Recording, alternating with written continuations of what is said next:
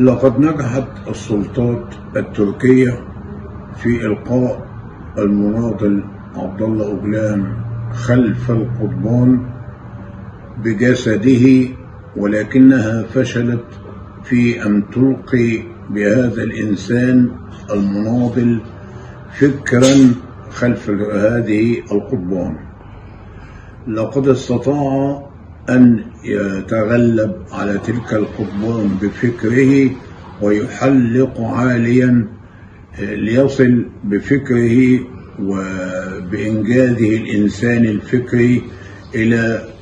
كل الجماهير خارج تلك القضبان، وبالتالي أصبح هذا المناضل أشبه بأيقونة للمناضلين في كل أنحاء العالم، وهم الآن يتجمعون للمطالبة بحرية أوغلان وعودته إلى هذه الجماهير. أوغلان منذ أن تم إلقاء القبض عليه من قبل السلطات الفاشية التركية منذ 22 سنة حتى الآن،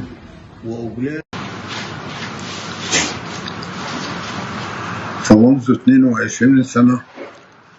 وحتى الآن وأوغلان يصل بفكره الثاقب وبموسوعته الفكرية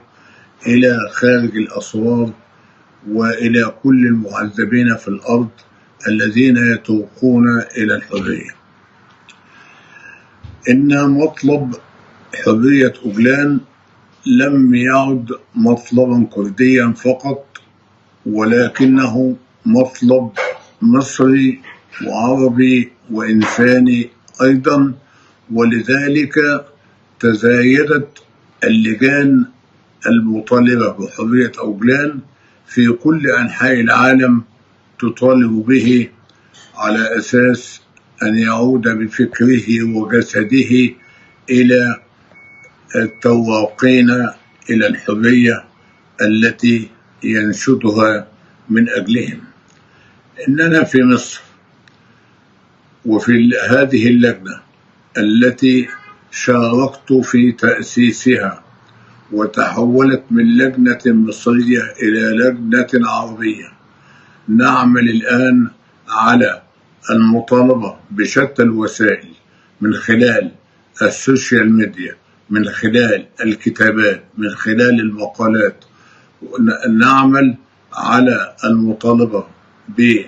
بالإفراج عن عبد الله أوغلان